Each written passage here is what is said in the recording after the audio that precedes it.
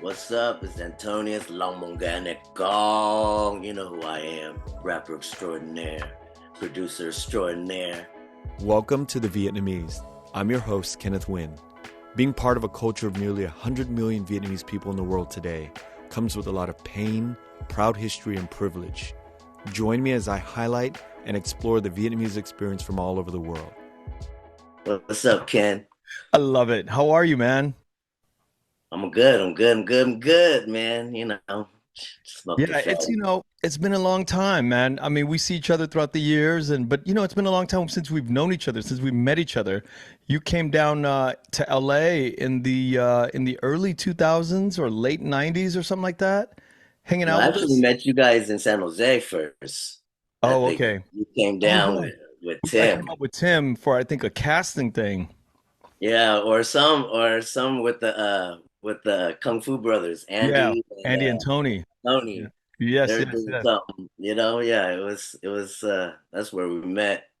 And I think the next time we saw you was on set on the Green Dragon. Um, Oh, that shit was awesome. yeah, and then Green you remember that? Dragon. Remember that trip all took to Sundance? Oh wow, with Patrick Swayze, Mhm. Forrest Whitaker. That was some memorable shit. That was epic, wasn't it? Yeah, super epic. That was like one of the best times of my life. Yeah, me Like too. just partying with Yeah, just that all was you guys. That shit was fun, dude. that That's was when we like a all just got week really close. We go nonstop. way back. That was way back. Sundance Film Festival. You remember that one Uh, guy who was in the Titanic? He was the bald guy. He was Kate Winslet's like husband. I forget his name. oh yeah, Yeah, like Batman or something before. Or no, I no, don't no. I don't remember what he was, but he was a big actor. I mean, I have to look him up, but I remember I have a picture of actually you passing a joint to him. Huh? I have I a passed, picture. I passed a bunch of joints to a lot of people, bro. Yeah, yeah. Talking about Green Dragon. Oh my God. That was the real Green Dragon. On the set of Green Dragon. Oh, snap. I had Yeah. a fun experience talking about that experience. But Passing the something Dutchie. back then, you and these boys had so much weed on you way before it was ever legal. You guys weren't afraid to get like locked up or pulled over. I always thought about that. We're young, bro. You know, like super young. We're like back then, like 16, running Mhm. things. We were still in high school running things. It was crazy. Like we were like going to raves already, selling. Mm. Making my hustling. We're just like a bunch of bad little kids, 16-year-olds. Just trying to hustle because where we grew up, it wasn't always always flowers and dandelions, Yeah. and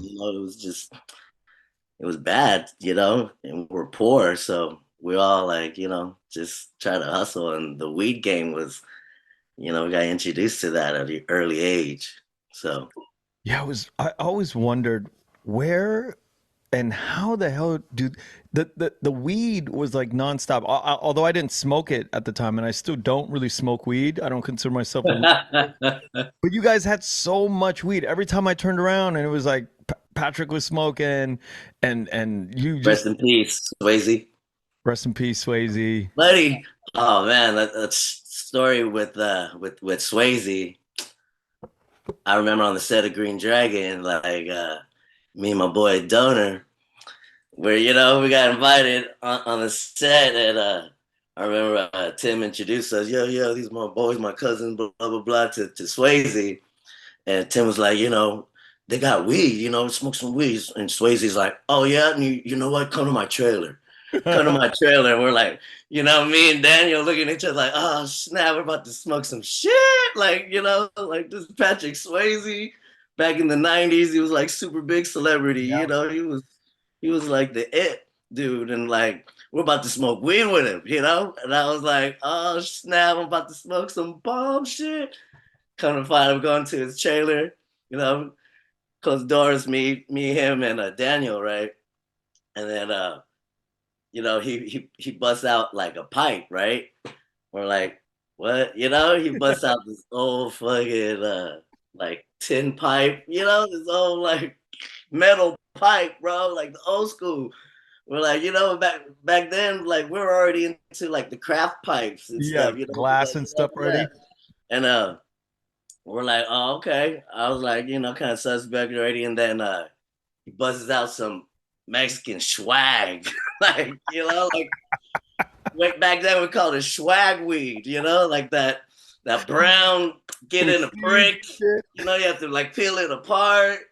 Like, we're like, oh, I was like, I didn't want to be rude, so we That's like, smoked it and he's like, dude, this is the primo. That's Swayze was like, like this is that primo stuff. And we're like, and then we packed him some of our stuff, and it blew his mind. I remember you told like Tim, he asked Tim, hey, this is like after, we went home and everything already. He was like, hey, did your cousins lace?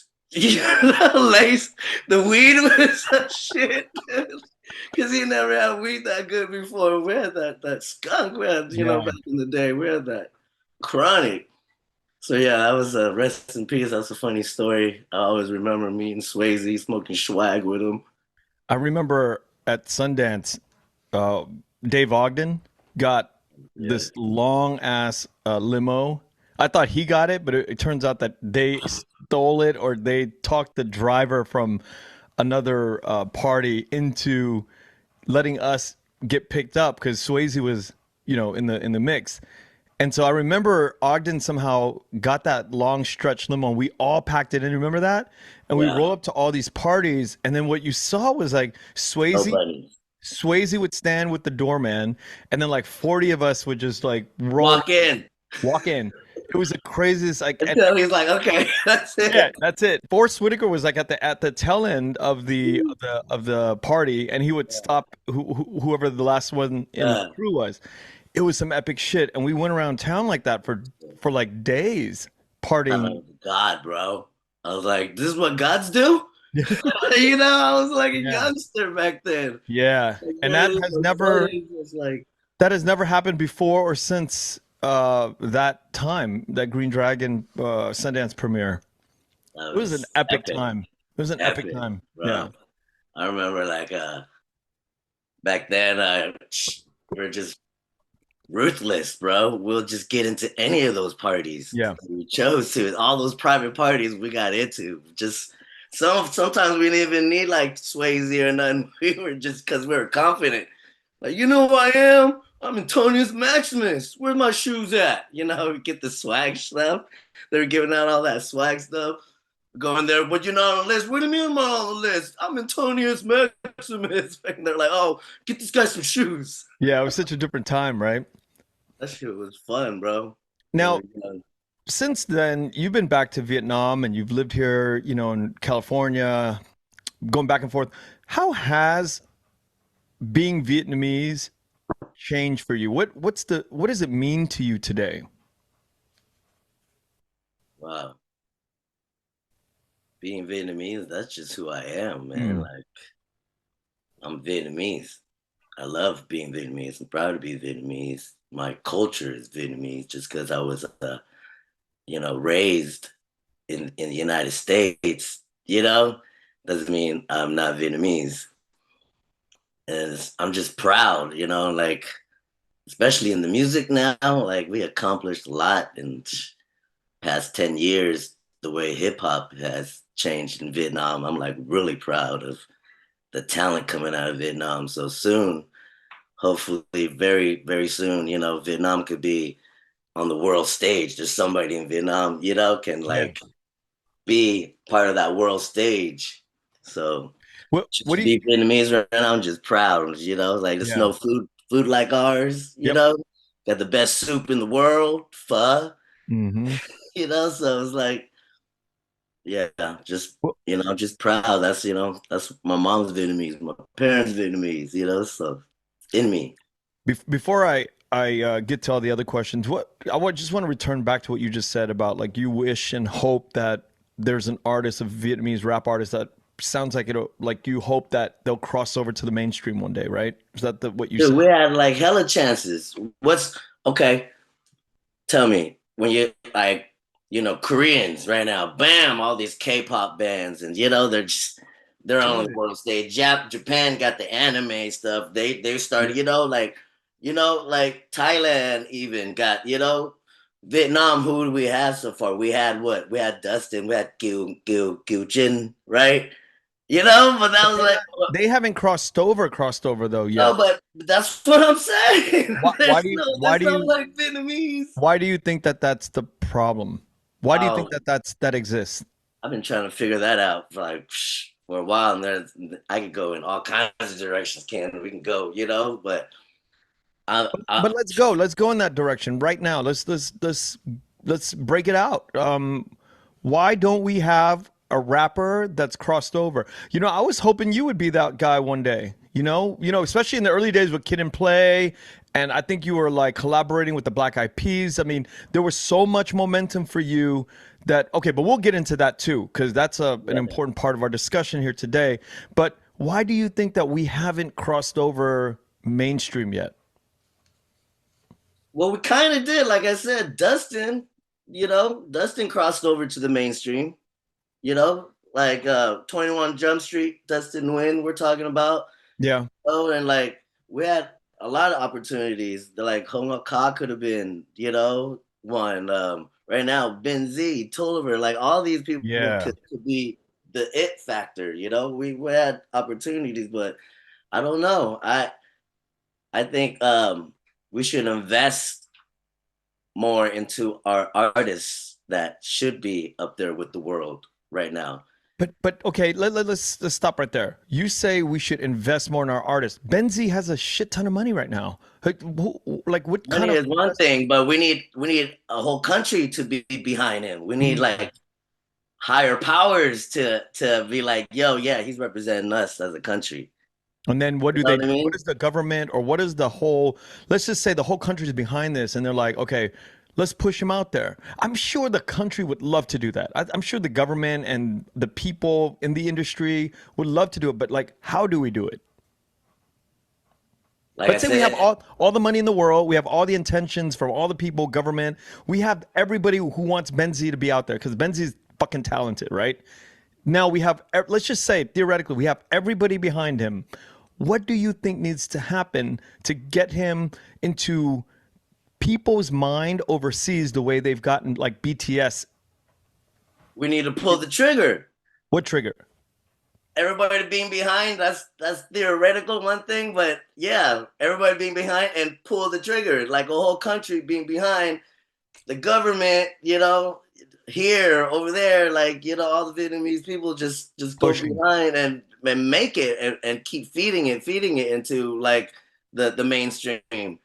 Just like BTS, just like all these Latin artists and Yep. stuff are doing right now, like that the whole Latin thing is just world music right now, it's trending like so Okay, so let me get into this with you then deeper, which is you suggest that we should all get on social media, Instagram, Facebook, and just push these artists as much, give them as much, because that doesn't involve money. That involves all of us listening to this podcast. That involves everybody really pushing for Benzi and sharing Benzi's music and And listening not to just Benzi. like Ben Z. There's Suboy could have been Suboy and Kimmy's. I thought would have been it. Yes, Like oh my god, like they speak Suboy English. to me it was like Missy Elliott of Totally, Vietnam, and Kimmy's was like Lauren Hill of totally. Vietnam. They got talent And it was too. like it's just there's something about Vietnam that haven't been up there with the world yet. That's what I'm talking about. We have all this talent, but I think if more of like people in power can like us is one thing and stuff, right? We got some followers, yeah, we do, which we share, what we like, Yep. what artists we like, we share, right? Yeah, that's how we get help, but it takes more than that. It takes people in power.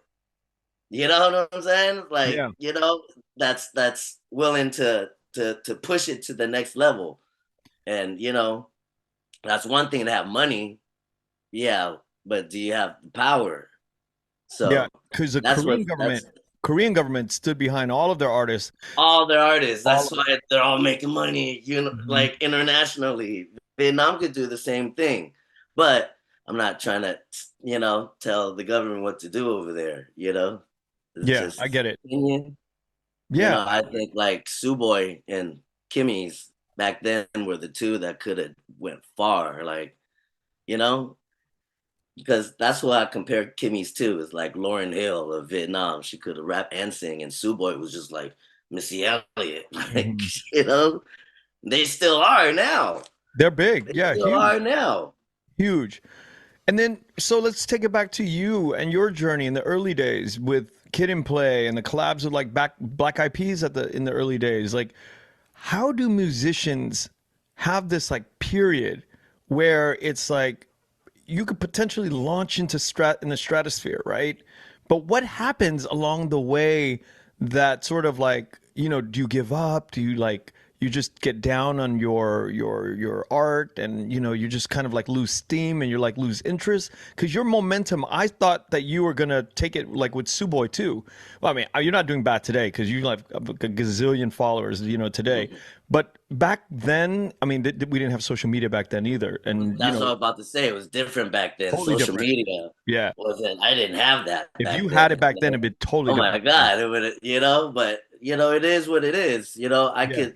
I'm just proud to be one of the ones that paved the way. Because if it wasn't for rappers like myself, like LK, and like some of the ones back then, the what rap souls, I'm Open up naming like doors. old schools people like the Space Speakers, and it wouldn't be Vietnam. Hip hop wouldn't be where it is now Yeah. today. And I can say, I'm probably, was one of the ones to In the pave early that days. way. It took Yeah. a lot, especially me being Vic Q. It was even like harder for me to do stuff in Vietnam. It was like everything. I remember signing with the Early Risers, my first company I signed with, Yun Kak Lin and Tan Bui's label, right? Yeah. That's how, I made my name in Vietnam. They helped me.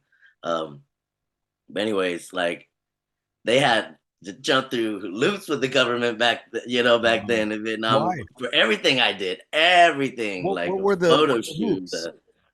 like just had to get permission, constantly get permission, like always getting like yay the yay fam, they called it like for everything, for every move I Do they made do in that Vietnam.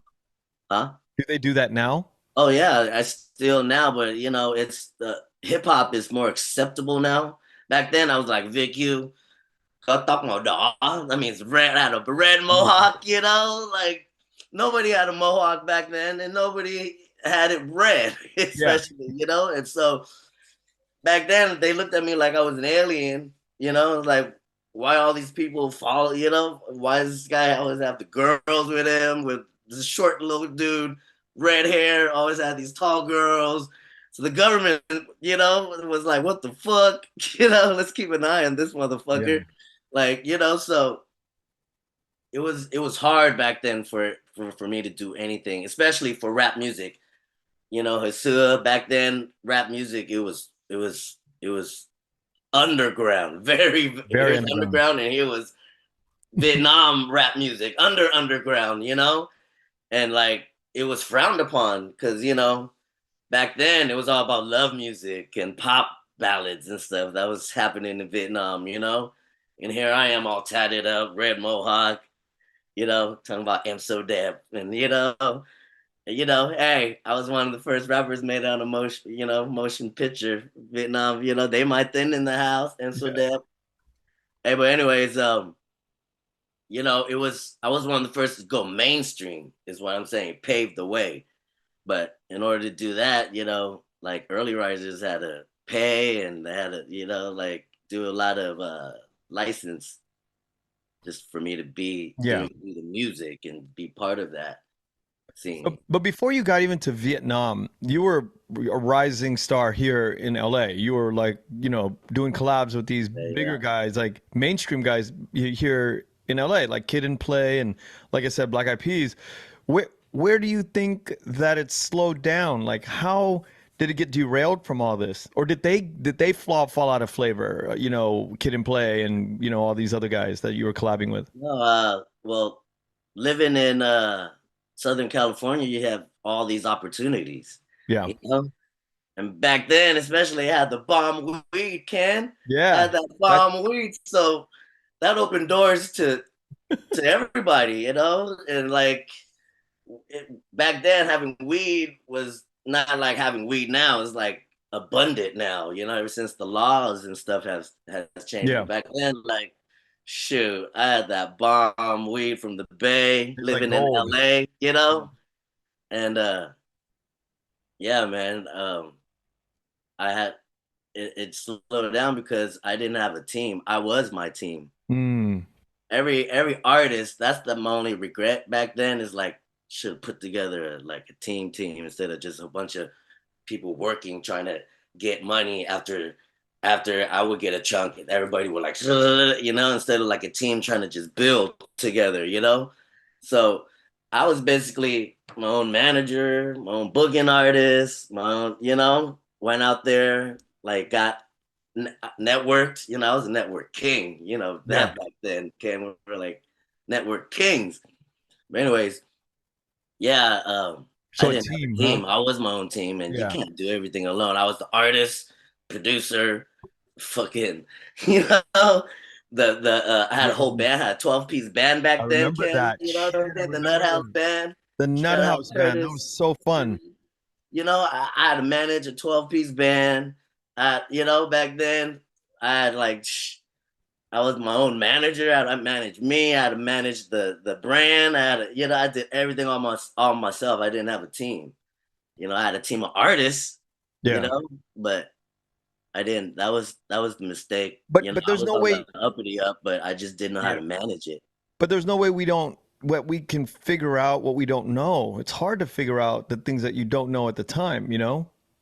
See, and back then you kind of needed to like lean on a label or lean on something, you know, back then because social media wasn't powerful Yeah. yet. It So you wasn't. It needed them. was like barely in its infant stage, you Yeah. know. So I had to do, you know, I came from a different era back then. Like, yeah, you know, this is before Vietnam. Like you said, I was already working with Peas, you know, and like a whole bunch of just people. But Swayze, I even did songs with Patrick Swayze before he Oh passed away, shit.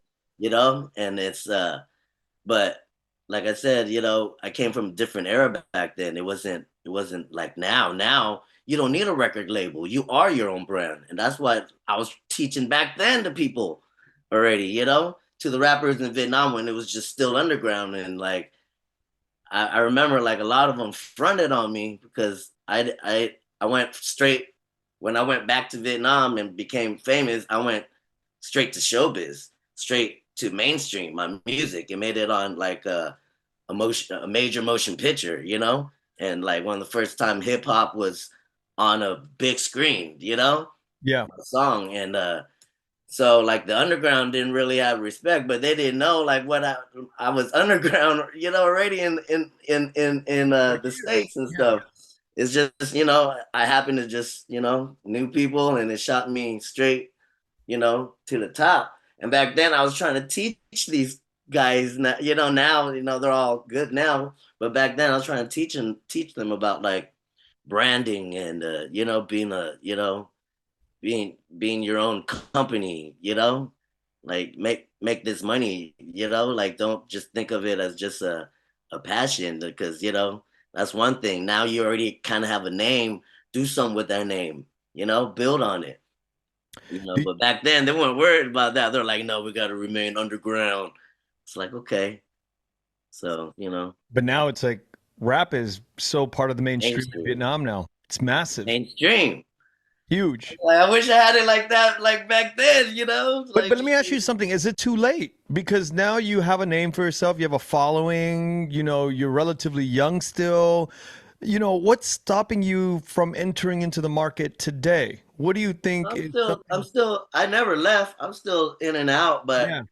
I have other interests now. I'm older now, you know. Back then, I had that passion. Just, you know, you're young in my 20s back then. What we're talking about, and you know, now it's like 20 years later. You know, it's like I have other interests now, and but I still I'm an artist at heart. You know, I Yeah. was born an artist. I have Yeah. artist blood in me, so that's why I'm still doing music now. You know, I'm still relevant now. I took a little hiatus for a little bit after I had my kid, but you know, I wanted to venture into like fatherhood. You know, Yeah. so I took a little hiatus. I wanted to like, I wanted to go into that adventure, and now she's older now, and like you know COVID happened, and it's funny to say, but sad to say, but like COVID kind of brought me back. Yeah. Tell me about that story. It How did did it because I bring you took a back? hiatus like for like 5, 6 years. I didn't really put out any Mhm. music, didn't do nothing, like no social media, no, I focused on just and plus hip hop wasn't like the way it is now back then in Vietnam. It was still like that love. It was still not good, you know. Yeah. So, I just turned everything off. I just, but COVID hit and damn, like, you know, brought me out of that hiatus. What happened? How did it bring you back out? Well, during when COVID first hit, we're on lockdown over here. Yeah. Like all of us, we're on lockdown. And my wifey, Amy was getting sick of me, bothering her all the time because I was bored at home. I was like just bothering her, like you know, being me.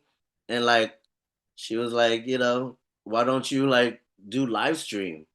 Go live and talk to your fans. I was like, man, I haven't done social media in like years. And like when what the fuck is live stream? What the fuck? Wow. I was like, what is live stream? But I was still like new.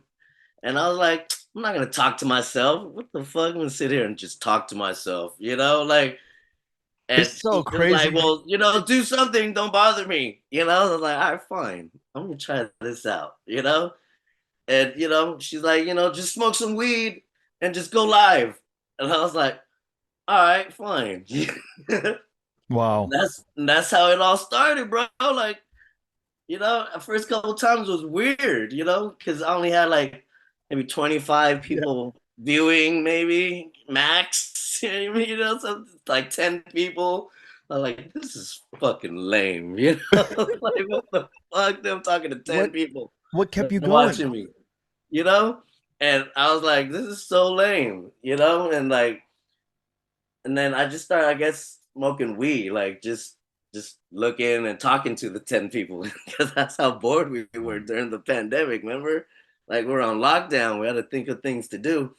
So from those 10 people, I just started smoking weed every day, and it just grew for just by smoking weed, bro. Because I became like a reality star. So I feel like, people wanted to follow me smoking weed in my daily life. And then people wanted to find out more. And I was like, the fuck, I'm still relevant? You know what I mean? And it was, fast forward now, like 2, 3 years later, like most of my fans didn't even know Mm. my fans now don't even know I rapped back then. Like they Oh, only knew me yeah. as like from Budoy Chalang movie, as Long Mong Ga. They didn't even know I rap. And they're like, oh my God, he raps? He has a voice for rapping. How come he never rapped before? I was like, dude, I started as a rapper, But yeah, man, But that's interesting because, you see like traditional TV in a mainstream America right now, people have these second, third, fourth careers that also did not start off doing whatever their original thing was, right? And so like yeah. this, a lot of people came probably to see this live stream because you were speaking your mind and you're smoking weed. These are things that are like not But common in Vietnam. So I think that that freedom and living vicariously through you, seeing that you could just say whatever the fuck you want, is like intriguing to people. And then I think that grew. yeah, and it just grew. You're totally right, bro, because most of my people, fans and everybody are in Vietnam, So there's laws. The laws are different in Vietnam, And so I think that's exactly what happened, Like, and then from just smoking weed, I just took them into Yeah. my life.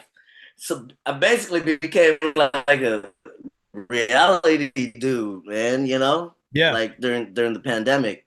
So I started, and they just started seeing Amy more, and they started seeing my life, how my lifestyle. Like, damn, he's still young Joey. He's still, doing my thing still. So that just, fans got more and more interested because, I'll be doing crazy stuff. I live a crazy life, that. Yeah. And so yeah, the fans, they didn't even know. Fans now, they don't even know I rapped back then, bro. Like, it was thanks to this whole pandemic thing, it brought me back as the weed god. But that's cool. Now, It brought back Long Mong Ga. yeah. Now that you have a new direction, are you heavily focusing on anything in particular? Are you going to revive the rap career, or where are you going with all this? I'm at an age now where it's like a new chapter. I embrace the OG role now. I'm more Yeah. of the OG teacher, you know, and like I'm still trying to get there with that whole somebody from Vietnam gotta, make it on the world stage. You know what I'm saying? We're not Yeah. there yet. So I'm still part of that. I'm still part of that movement. I'm still trying to push for that. Push. Somebody, you know, it could still be a Kimmy's, a Sue Boy, a Benzi, a Dan Val, like the Koreans could do it, the Japanese could do it, the Thais, like why can't we do it? Even the Cambodians are doing it, like come on now. And so, like, I'm still pushing that. Can I ask you about hip hop in Vietnam? You do you know much about it? Since the pandemic, I've just been heavily researching and like that's all I've been just heavily Okay. all about Vit rap, Yeah. and What is the biggest show that they can pull? Like, 1,000 people, 5,000 people, 20,000 people. How they're big are the doing they're shows? doing like stadiums now, bro. Like Shit. the Den Vows and the space speakers and they're doing like stadiums now, bro. We're You know? talking 30, 40,000 people. Yeah, easy. They're doing like festivals and stuff, and that's what I'm saying. Like it's time, man. Maybe like, shoot, get a feature with somebody, one of them. I don't know, get an international feature, but they're already doing that in Vietnam, But some of them have So, collaborated with Snoop and stuff, right? yeah, but I think it wasn't the right time yet, Hmm. and it wasn't the right music yet. Yeah, back then, the dude collaborated with Snoop, but Vietnam hip hop wasn't like the way it is now yet. It was still, it Still wasn't, raw. Still yeah, it was early still days. kind of raw, early stage. So I felt like that was kind of wasted. Wow. I mean, now he should like remake it, re-put it out, redo, I don't know, do something. But back then, I think it was still Vietnam hip hop was still raw, just like how it took them forever to accept my music. Yeah. You know? And my music ain't one genre, you know that. I No, could your music was very pop. It was very like, pop Black like Eyed everything. Peas. It was Yeah. like it felt like the Black Eyed Peas. So, it takes time, I guess. I don't know. But And yeah, it sounds like luck too, right? Because if you come and out the wrong time, if you hit now, it's like the right time, right? the right time. If dude would have got a feature with Snoop, I'm talking about what, Sung Tung, right? Yeah, Sentom. If he would have got a feature with Snoop now, Totally different. oh dude, totally different, bro. Like But can you totally, imagine? and that's how fast hip hop like became mainstream in Vietnam within like 2 3 years, within Yeah. like 2 years, bro. Ever since Rap Vit, shout out to Rap Vit, like that put like hip Yeah. hop on the map in Vietnam. Like it made it mainstream. It made it mainstream. Like even pop singers are trying to rap now, are trying to, and it's like, But dude, damn, it's what I that's would how do, fast it took. It took like less than like 3 years, bro. Like, but what I would do to hear Boy and Kendrick Lamar, right? That would oh be my god. that would be dope. That kind of collab. Because I know Sue's a real big Kendrick Lamar fan from day one. Dude, and like back then, like I said, she was on the brink of breaking out, Breaking out. like internationally. I mean, she was already international with the Vietnamese She did it people, at South but by Southwest. She performed She herself was, live. like I said, she was on the brink, and so was the Kimmys. Like they were all on that brink. You know, Suboy was the one. That's why I told you Suboy was the one. But for some reason, like, you know, she should be bigger than what she is now. You know, she's Yeah. like, you're right. She should be doing features with Kendrick Lamar. They should all be calling her right now Ah, for features right now. You know, but like, I think Sue had a baby, and her life yeah, became more introspective and more. She began to think about life in a different way, and those totally. pursuits were not as important to her. That's what I think. Totally. Uh, I just saw her. I just came from Vietnam and I saw her last time. And say, like you said, she's into the baby, she's into the motherhood and like Family. Hmm. being healthy, living healthy. You Yeah. know, she's all into that. Like, I get it. Just like I said, like you're asking me, you know, I'm going different directions now in my life. I'm in a new chapter of my life, more of an OG chapter, you know, and like I like to go and do features. I'm like, you know, what Snoop's doing, you Yeah. know, same shit. I'm still like the Snoop of Vietnam, you know. I still want to battle you, Snoop. I think I'll still win. Come on, 200 hits, Snoop. Oh, What's up? Holla. you're talking about battling with hits. Hell yeah. Ah, Dude, I went live stream 200 hits in a row, bro. Come on. that's crazy. Come on. How many hits can Snoop do? I don't know. Let's battle and see, Snoop. That's some I funny shit. don't think you can do 200 hits, though. No, that's intense, man. Let let's go back to your early life. You have so much presence and charisma when you're on stage. I've seen it. I've seen it on YouTube. I've seen it in videos. But I start to think about like the development of somebody with charisma, right? That has to come from somewhere. Do you think the factors of your youth is responsible for it, or do you think you're just like just by living and just by having this like colorful life, it just slowly sort of built up? Well, it's both. And yeah, definitely my youth got, you know, had to do something with it. Like I said, you know, in high school, I wouldn't change my high school days for nothing. We were like, you know, 15, 16-year old running things, bro. You know what I mean? Like, and just being around like my, you know, where I grew up, my environment, my friends that, you know, that I did dirt with, those those different characters, you know, you kind of take a little bit from it, you Yeah. know, growing up, you take from everything. That's what life's all about, right? You take what works for you, and you know, like just that's all part of growing up, and like it has a lot to do with my youth and living, you know, and living a colorful life. I get to experience a lot of things a lot of people don't get to experience, you know, and I'm grateful for that. But What artists and musicians inspired you growing up? What did you listen to predominantly?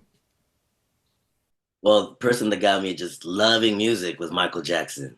Hmm.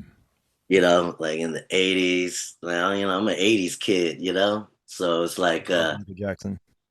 Michael Jackson got me just like loving music and loving everything about music and the way music makes you move, the way Yeah. Michael was moving, and he was just like ahead of his time. He was like an alien, bro, you Yeah, know, like totally. and I started smoking weed since I was like 13. So like 13, you know, I started getting into more reggae. I discovered Bob Marley when I was Mm. like 13, you know, and it's like, and then the third person would be Pac. Got me just loving, I want to be a rapper. I want to be like this dude, you know, I want to be Pac. Like, you know, what side? Yeah, it's crazy. Those three are my top people in that genre. Michael Jackson's definitely up there for me. Yeah. Tupac is somebody who's, a guy grew up in the same neighborhood and with um wait, who's the third guy you said? You Bob said Marley. Bob Marley. Yeah, Bob Marley is somebody that I hope eventually gets to Vietnam in mass. Like, No. right? I don't Can feel you like I believe don't reggae's not like reggae is nothing popular in in it. Vietnam, bro? Like No. And it's everything else is like very popular, but you would think like Vietnam is like laid back and yeah. and it has like that sort of like that bolero sort of Jalen kind of feel, Reggae would be right? like perfect blend. Perfect, perfect, right? but it doesn't have any resonance in Vietnam. Bob Not Marley. yet. Yeah, it's starting to have a movement. You see all like this 420 culture, all the they're starting to, but they don't like. Excuse me. Back then, like I was listening to reggae 24 hours a day. Yeah, we went to a reggae fest Like together, you and me. I knew all Bob Marley songs. I can sing it by heart. Yeah, Like yeah, yeah. they're not into it like that yet. Like you don't even really hear it that much. Not a lot of artists even do it. They're starting now to kind of dip and dab into the reggaeton because Yeah, that's reggaeton big. is Yeah, hot reggaeton. world music right now. So then I'm starting to a little bit, but even that's not It's not popular. reggae. Yeah. It's whatever the Koreans do, the Vietnam copy. I'm like, what the fuck? Who do you think the Koreans copy? They copy us. They copy the United States. So, they copy the world. Like, why don't you just go straight to the source Yeah. and not wait till Korea makes it popular? But that would be cool to see reggaeton and reggae music, in Vietnamese. That would be dope. Oh, I'm starting to do some. You got some reggaeton coming out? I got some reggaeton in Vietnamese coming Oh, out. that's new, right? Huh? That's a new thing, right? Yeah, and this I'm trying to do it all in Vietnamese. Well, you got a couple bars for us? You got a Let me see. demo? Let me see if I can play this little demo. This is the Antoine I know. This is it's in three different languages. It's in Spanish, Vietnamese, and English. Have you released it yet? Nah, I'm just dipping in, I'm gonna have some girls sing on it. All right, here we go. Let's see.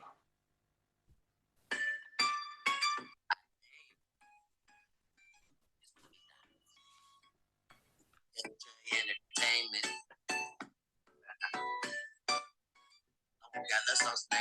Long Mong Ga love songs na con. Baila, baila, baila, baila.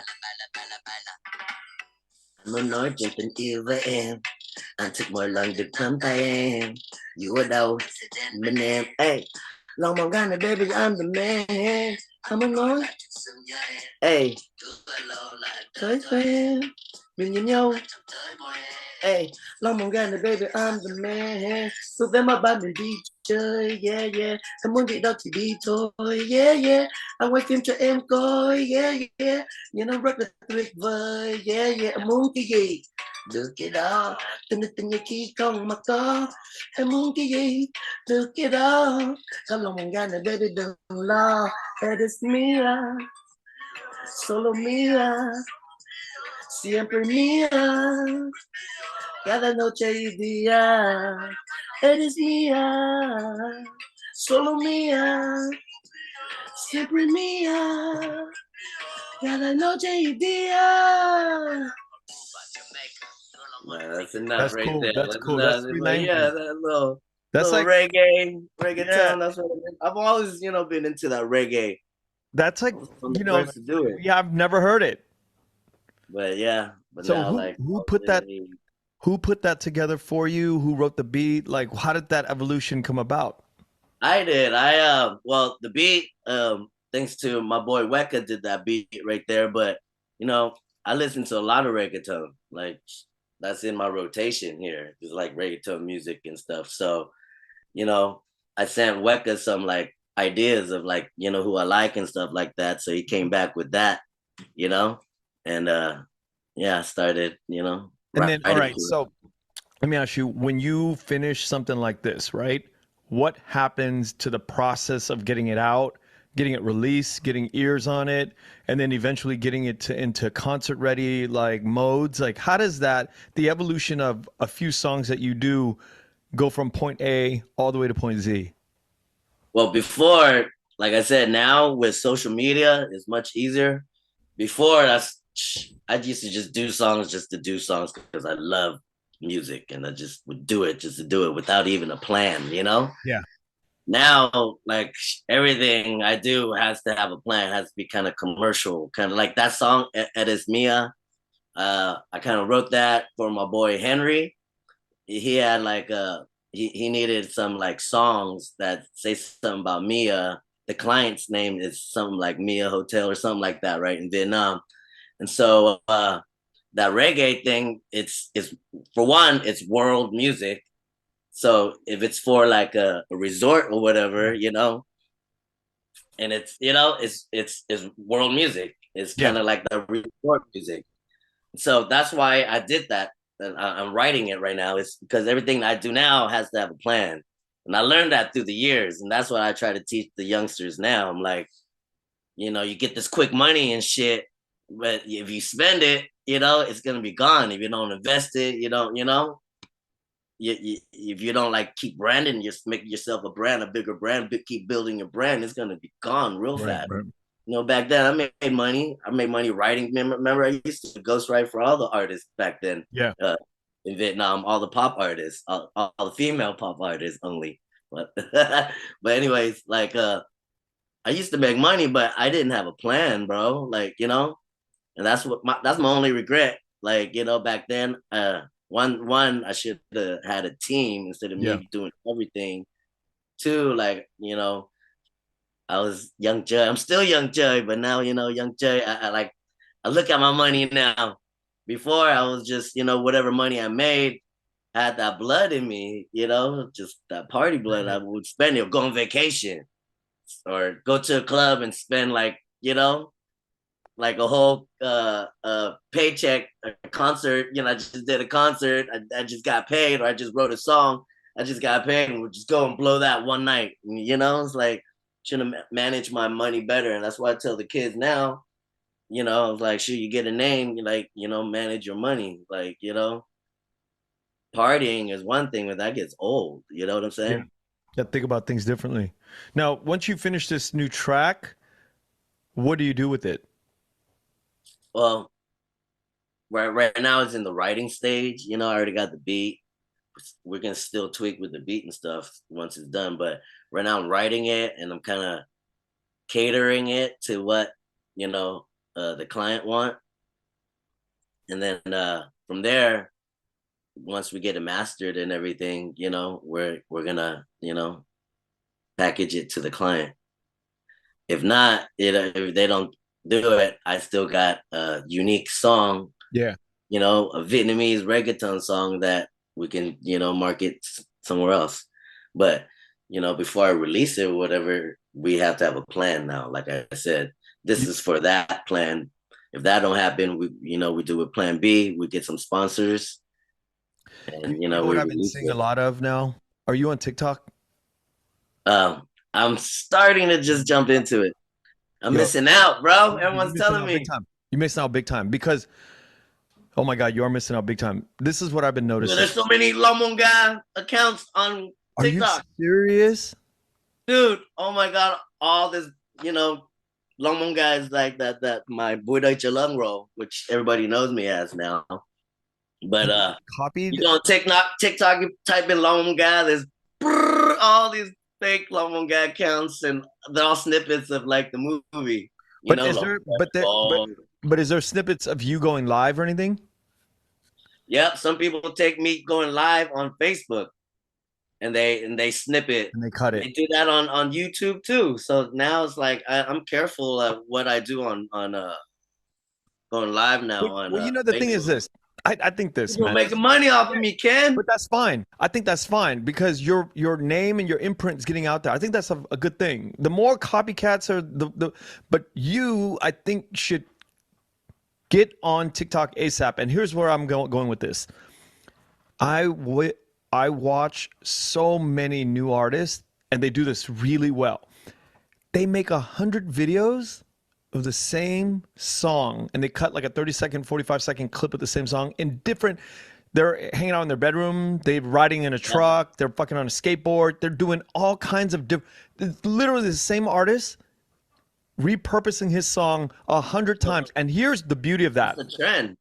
Here's the beauty of it is that you, as Antoine, is showcasing Long Mong Ga to the world in 100 different scenarios. Like you could be in Vietnam on a back of a motorbike. You could be on a farm in Vietnam. You could be in a club in Vietnam. You could be in your backyard in San Jose. You could be anywhere, and you just keep making 30 or 1 minute clip of that song. You cut it up of the same song, and you just you're singing it and you're just performing it in different locations and you just keep posting the same thing. I've seen this now, and these people just blow up these songs because they're good and catchy songs like what you just presented. You know, I can imagine the finished version of that demo. I can imagine what happens if you go on TikTok with that song. I mean, you should just do another one if it's not client related. You should just do one more and just finish it and master it, and then do what these artists are doing, and it'll blow up in ways that you can't even imagine. It's time consuming though. But yeah, I'm gonna start jumping on it because that's where all the views are at right now. All the views are TikTok, man. TikTok's gonna be here for the next 10 years, like IG Think was. so? You think the next 10 years? Bro, look at IG. IG's been around for 10 years and now it's still here.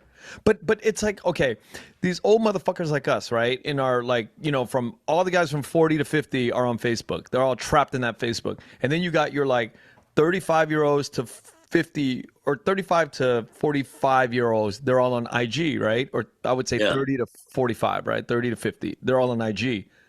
The older dudes like 40 to 50 is like us, we're on Facebook. 40 to 60 is like on Facebook, and we're trapped in that world. We don't know about Instagram. And then the Instagram people don't really jump into the TikTok world. But the TikTok world is going to be bumping for the next 10 years. It will. And if you want the young kids, you got to like be on the TikTok. I skipped the whole Instagram and I'm like on IG now. I mean, TikTok. So I have like almost 11,000 followers for posting. Damn, 11,000 It followers. went up quick. Tweezy, it went up fast, man. It was like and you know, with Instagram I have like 14,000. I gotta like you gotta like run ads on that to grow your Instagram thing. But Dude. Hey, Instagram, if you're a female, hot female, you get you it's blow quick. up. But like TikTok Just too. blow up, dude. You just gotta take a picture of your Yeah. ass, your face, and like look pretty and blam. Like that's how Instagram works, bro. Like straight TikTok, up. but TikTok works faster. That's what everyone says. It's faster, man. And you know, at one point when they go overload and it's too many people, they're gonna start charging like Instagram, and it's gonna be hard. No, about you hear about Twitter? They're about to start charging for the Check check. mark. That's crazy. Elon, crazy. Yeah, but yeah, you should get you know, that either that song or another song and blow it up on TikTok, man. Yeah. Well, right now there's a song blown up on TikTok. One of my songs that I just released is called "White," and has like like Hong Kong, you know, remake to it. Oh man. People are using that right now with like fight scenes on the street Wow. and filming people fighting on the streets, and they're putting my music behind it. So Like, you could do, yeah, you could take that same video, cut up to 20 places, cut up, you know, a 30 to 45 minute, a second clip, and then just shoot yourself eating pho, hanging out with your daughter. Dude, it's the craziest shit that I've seen, man. I've seen the most random shit that these artists just, they don't care because it's just about feeding the algorithm, right? I mean, I think it's cool too. I think it's a cool thing because the algorithm, everything now is algorithm. algorithm based, yeah. They didn't have that back then. Not and New. yeah, it's just a phenomenal thing, man. So, you know, your work in and out of music is fairly edgy, very provocative.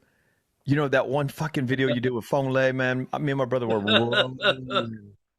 We were fucking rolling. That's some straight. Hey, Fong Lei and his team, they're geniuses, man. Shout out to Hai Yeah, Fong Lei. You know, the shout out whole to Fong team. Lei, Like, man. he has a team. Yeah, that's what I'm talking about. Everything needs a team. Like Fong Lei, why it works because he has a whole team, bro. Like, you Really, know, it's fun working with them. Like, and they're very professional. man. Like, he That wrote fucking that skit video, real fast. that video, he wrote it, Yeah, he wrote that skit. Like, you know, I man. called him up. Like, we kind of planned it a couple weeks. Like, yo, I'm gonna be in town. I'm gonna be in OC, and you know, like, shit. He wrote that weekend. I showed up in Damn, OC. He wrote that, and we shot it like dude. one day, like And in the like an acting, hour. your acting and his acting, you know, is just so fucking on point, you know? And the way that it is so fucking irreverent and so out of the fucking, it's just like fucking, you cross every fucking line, man. I know, man. How like it was like two worlds coming together on that one, and Yeah. it somehow worked. Like me and him, like through the years, that's our first project we did together. I want to see more of Ever. them. Like, But dude, after like 20 years in the game, both of us, he was like one of the first to pave the ways for like Vietnamese totally. rappers. So like he's one of the OGs. But we haven't worked together for, like, through the years. Like this is the first time we ever worked together, period. And it's I, like I would love to see a it feature just happened film. organically. I would love to see a feature film comedy with the two of you. Oh man, like I've been trying to pitch to Phong, like let's do a fucking like Bụi đời Yeah, Bosa fucking but film high like Bụi đời Trở Lớn, but like a comedy, buddy, Bụi đời yeah, Trở Lớn, a you know buddy what I'm comedy. saying? Yeah, buddy comedy. Yeah, like you know, everybody expects me to be a gangster or whatever, Long Mong Ga, and that role, but how about like a fucking Bụi đời comedy where like it's Totally. a gay Long Mong Ga or Yeah, something, yeah, like yeah, yeah. hey, I'm proud, I'm proud of my I'm no gay stuff, but I could do a gay role like Taiwan. You know Yes, what I'm saying? yes, yes. Like, I want to explore my acting some more, because everybody expects me to do that. I'll never jump out of my acting. Yeah. Like Taiwan, like he started it with They My Thin, that gay role, dude. And like, outside he's like a man, Taiwan, right? But But he, that's a tough thing though. I could see where you're saying that you want to stretch, but I think yeah. in Taiwan, and that was a different time in Vietnam where like because I feel like that could be a little bit dicey because Vietnamese people in like Paris one night, there's always like this sort of fine line of like jokes about being gay, but it's like I think in American culture it's like we view things a little bit different than More than Vietnam open. back then. It's more open. So that's why I think it'll work if we do like a Bosa and then, some gangster roles. They're actually like a gay gang or something, or, it's something funny, something like Right, off right, the right, right. wall that you could actually do here in the States. And what's holding you and Fong Lei from doing it? It's time, bro. And it's like, dude, we just need a script, It's like I keep telling him, but he's Mr. Busy. Like, they shoot like every other day, bro. If he's not What? shooting for like in Bosa and like OC, there's like three top people who shoot videos for everybody. And Fong Lei is one of the three. I did not His know. company that shoots videos and like one of the top three productions down there. And like, if he's not doing videos and him and his team, they're like constantly putting out material, bro. Like So how would somebody find that video clip? What do they type in YouTube to find that clip with you and Fong Lei? it's I think it's you just put in Fong Lei, Long Mong Ga, and it'll just And pop it pop up. up.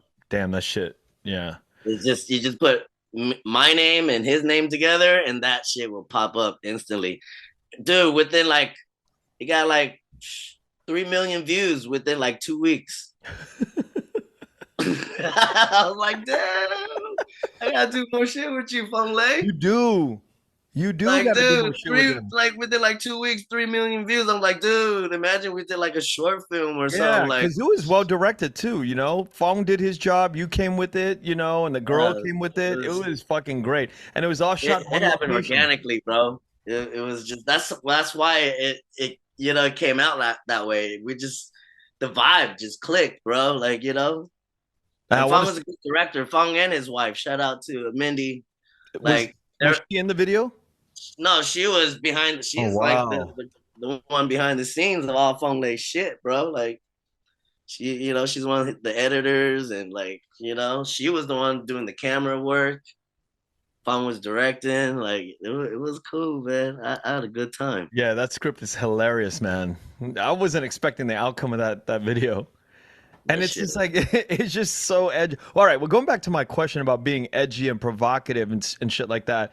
When you go back to Vietnam, how do you feel like society, like the government, the people there, how do they how do you in your mind when you walk around, how do you feel that they're looking at you because you have such edgy, such fucking like just really don't give a fuck attitude about the content that you put out. Irreverence. That's what it is. You have an irreverent Uh, way of looking at it. I'm used to it, Ken. Like back then, everybody was clean cut. Back then, I had dreadlocks. Right, right. I was just always been that dude just to rebel, man. Like, just growing up, like I was rebelled. So yeah, so it's the same. So it was the same, and like, but Vietnam is a whole another level that I get looked at upon like I'm an alien, bro. you know, Especially like 10 years, like like more than 10 years ago when I first came back to Vietnam, I was totally looked at like I was an alien, bro. Like especially Amy, Amy with heels on, Like she's like 6 foot something, she's a head taller So than me you. and her going back to Vietnam together, it was like, it was like Brad Pitt and Angelina Jolie back in the day, like the power couple. People were like, what the fuck? Here's a short fucking dude with a red mohawk with a tall model, like wifey. And they're like, what the fuck? And then, how the rules is, man. Girls bring girls. Hot girls pull in hot girls, not to brag, but my wife is, pretty cool looking. So, she always had the hot model friends, and back then go back to Vietnam, and Amy was modeling in Vietnam too back in the day. Yeah. It went back, and so like they look now they looked at me different. They look at me as like the weak god or Long Mong Ga, but back then, I'm so damn. I was barely, I was starting to crack it over there finally, but they're staring at us because I was just so weird, like to them, I had Yeah. tattoos. I was smoking weed everywhere, and it's like, and then I'm walking around with this, this tall model with other model girls. So it was, I was always getting stared at, and it made me want it more. I'm an artist. Come on, man. It's like, Got it. you ask Yeah. any artist, and they say no, I don't like that. That's bullshit. You know, I don't care. Like that's bullshit, Yeah, because dude. Like artists like to express, and they want exactly. to be heard. They want to be seen with their expression. Yeah. Exactly. All artists. All All artists. artists. All I artists. don't No matter care. who you are. Yeah. They say you interview an artist and they tell you no, they're fucking straight up lying to Holy you, shit. Ken. Yeah, yeah. So let me ask you, how do you see yourself retiring? Is it going to be in Vietnam or the US? I would love to ideally I'd love to spend like 6 months in the US, 6 months in Vietnam, go back and forth. Yeah. Why? Cause they're like I just love being in Vietnam. But when in Vietnam, after a while, I just missed the States because I grew up in the States. I grew up here all my life. Came here when I was like 3 years old. So, used to living here in the States and stuff, but yearning to be in Vietnam. So, so that's why ideally 6 months there, 6 months over here, And I'm not really a cold person. I don't really do good in the cold. So maybe during the cold here, I'd be in Vietnam, you know what I'm saying? I'm the opposite. I like the cold, and that's So why I can have warm weather all year round. yeah, so you like warm weather all year round. Yeah, yeah, I Oh, love warm lucky. weather. I don't do good in warm weather because I sweat a lot, Yeah. but I feel so much healthier in warm. Like in Vietnam, dude, my skin is smooth. Like I'm sweating all the time because I don't sweat as much here in the States. It's cold, right? But Yeah. over there, like, dude, I'm constantly sweating, so it's like I feel good, bro. You have a Like lot you have a lot of intense fans, and it's fun to read the comments because I read them all the time. Are you surprised with the recent, pandemic newfound sort of interest in what you do and who you are? And then how have you reacted to all of it? Like what are you doing with the newfound sort of following that you have? um, now, like I said, I can. I'm more of an influencer now, so I could just now. I'm just a new chapter now, man. Trying to just better the world, man. You know, and like every country where I go, I respect the rules there. You know, Mm, like in Vietnam, I don't smoke weed. I don't. yeah, Here that's a good point. it's legal. I'm in a state that's legal. I'm over the limit, my age limit that's legal, so I can smoke. And it's Why do you think you've made that change to do things the right way? I know it's age, but what do you think provoked that sort of new way of looking at it? 'Cause that's Like, not you. I didn't. That's not the what do Antoine. you mean that's not me? Back then I had like dreadlocks. I was trying to make No. a change already. Well, no, no, no. What Remember, I'm saying is, hey, hey, no, no, no no, no. You bush, you misunderstood. lucky shave. Yeah, Remember yeah. that? That's how I met Kid and Play was through your shirts. Yes, yes, yes. No, no. You misunderstood my question. I'm saying now you're different. You want to play by the rules with wherever country you go to, but that's not the Antoine I know. Antoine I know is like the rebel. But what do you think changed? Probably having my baby, bro. Being Hmm. a father, I like just ever since being having my daughter. It's just whole perspective on life Yeah. has changed. I have a purpose. Before, like I said, that's why I didn't have a team. I wasted money. I didn't really have a purpose. I was just me and the wifey just wanted to have fun. Travel the world.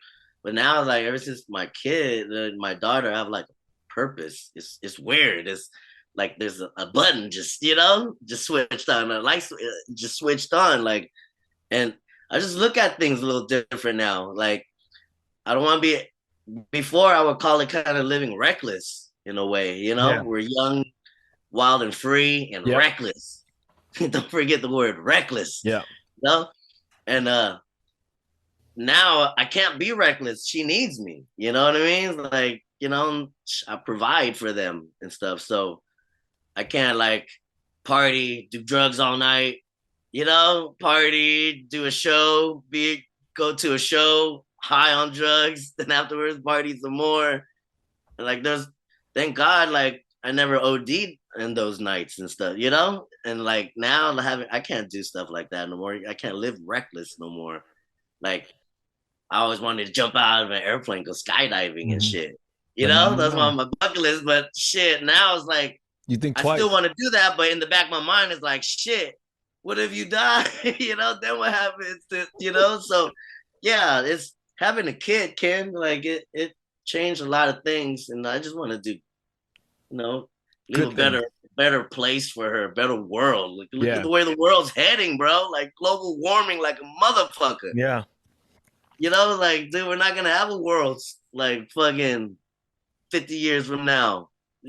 For sure. Sometimes I feel like Vietnam is doing more like collectively for the global. You can feel like more global climate care coming out of Vietnam sometimes than you do the Vietnamese American community here. You just don't see it as much. You see so much care happening in Vietnam. I don't know, maybe it's hotter there, and here it's just, a lot of people are Republicans, and it's not something that is on the radar as much. Yeah, like I said, one thing, the government's different there. You Yeah, gotta, they are. and like, yeah, they care is because the only thing about Vietnam is just the air quality. Once that's getting regulated, like I went to a VinFast event this last time in Vietnam, Yeah, and you got to see like all these new electric electric cars. Oh my cars. God, they're gonna take over Tesla. Telling you, VinFast.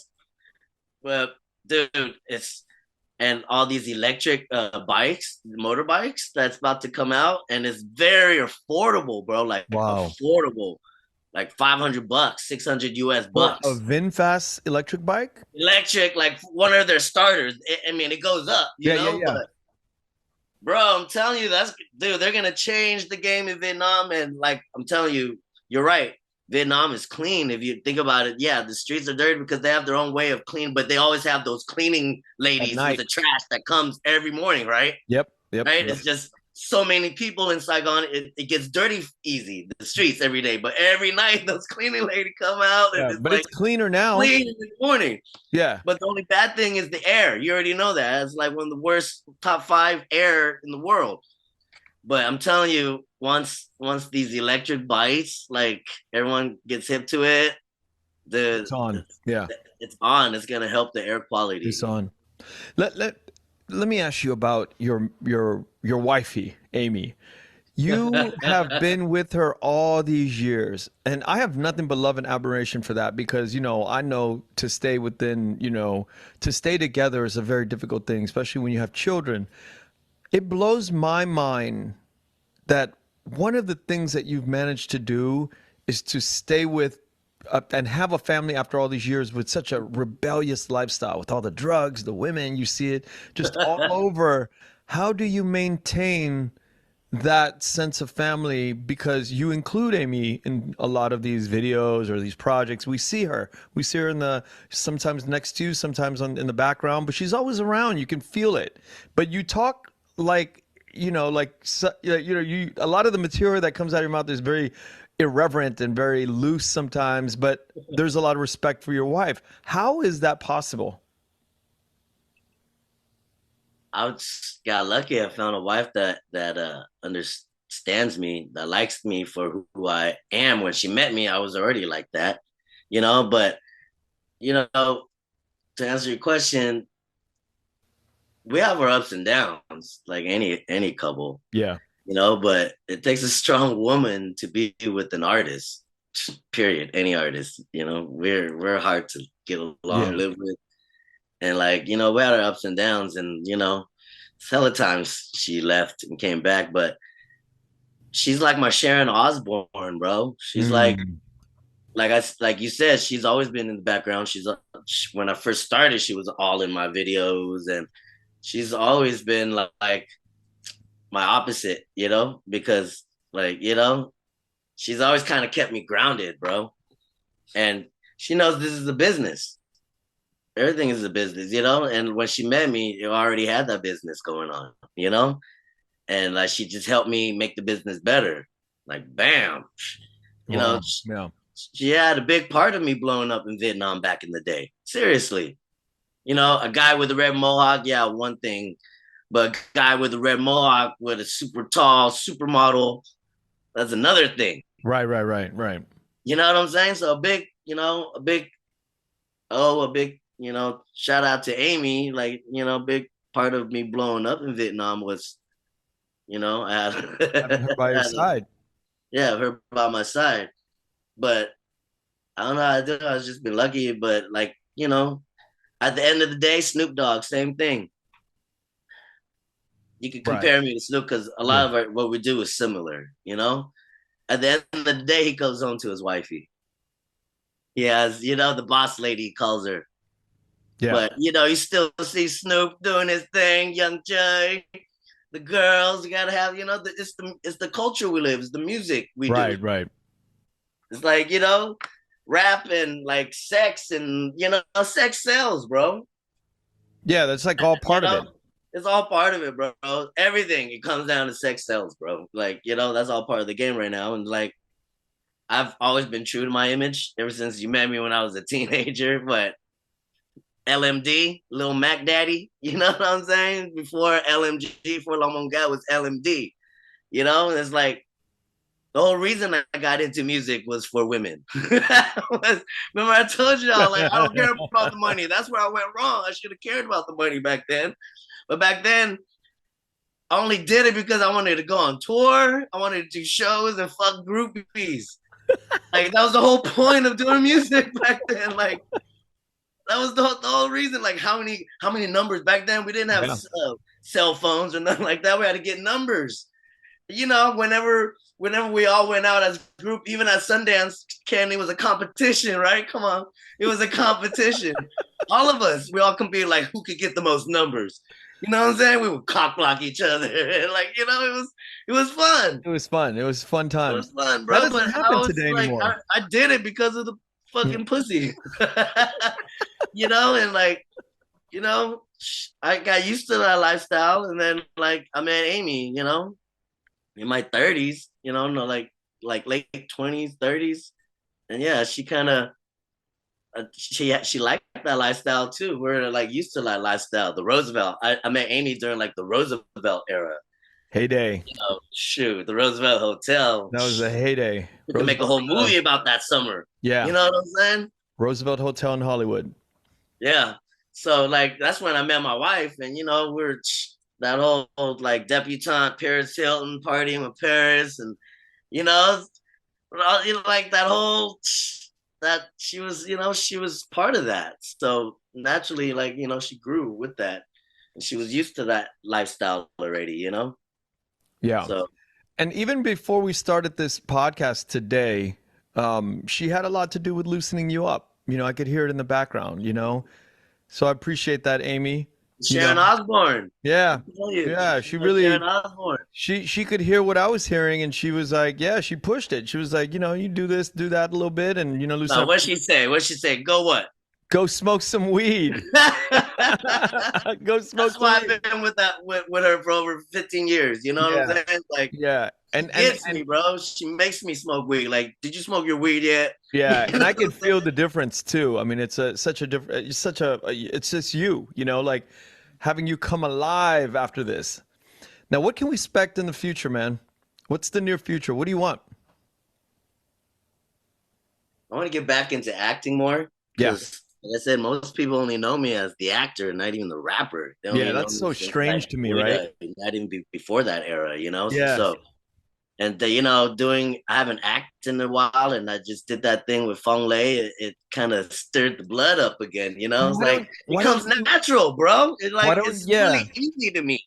Why don't you try to push Fong to do more of that, or you try to Yeah. find and team up with people that, because nowadays we can do these things on our own. We don't need to get green lit or fine. You should just be doing a lot of it, as much as you can. Man.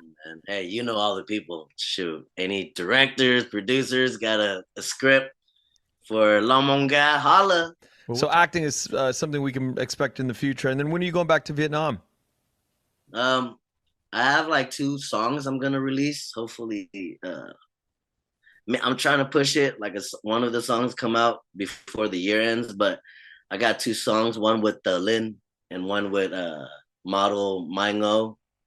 So probably gonna go back and Mr. Henry. He just got the rights to Miss Global for Vietnam 2023.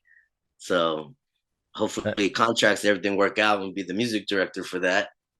that should be fire. So excuse me. So yeah, you'll be next year. Be going back to Vietnam quite a bit if it all pans out. And I'm about to get into the Long Mong Ga vapes.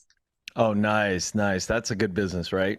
Long Mong Ga vapes. So that's another thing. Trying to get out of this whole weed business thing. So Yeah. We didn't even get into that. But is there anything left that we're leaving on the table that we haven't spoke about that you want to bring up before we sign off here? um, I'm just proud of the way hip hop is going right now for Vietnam. Like for somebody, who like was back in the day when hip hop was so underground, like to see where Yeah. it is now. I'm proud of where it has gone, and I would love to still push for Vietnam to be on the world stage. Whether it be acting, singing, rapping, producing. We need it's time. It's like we're so talented.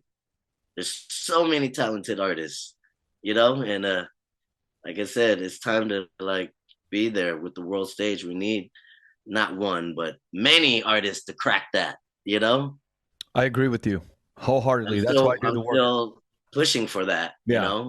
like I'm still, pushing for, artists to get together and do features more with each other instead of Yeah. fronting on each other. They're from the north, they're from the south, or this and that. So I'm doing a lot of that right now. I'm doing a lot of collabs right now to where I'm pulling artists from north and then south. Usually they would not rap with each other. I'm putting them on a song. Hmm. So, we need to do more of that. So I yeah, like man. I like that a lot, man. Man, thank you so much for all these years of, our friendship and, hanging out and you coming out to support me a few times at the different night markets that we've done. So good to see you throughout the years, and hopefully one day we could be in Vietnam Stories. together and hang. Thanks a lot, brother. I really appreciate you coming on, and can't wait to see you again on this.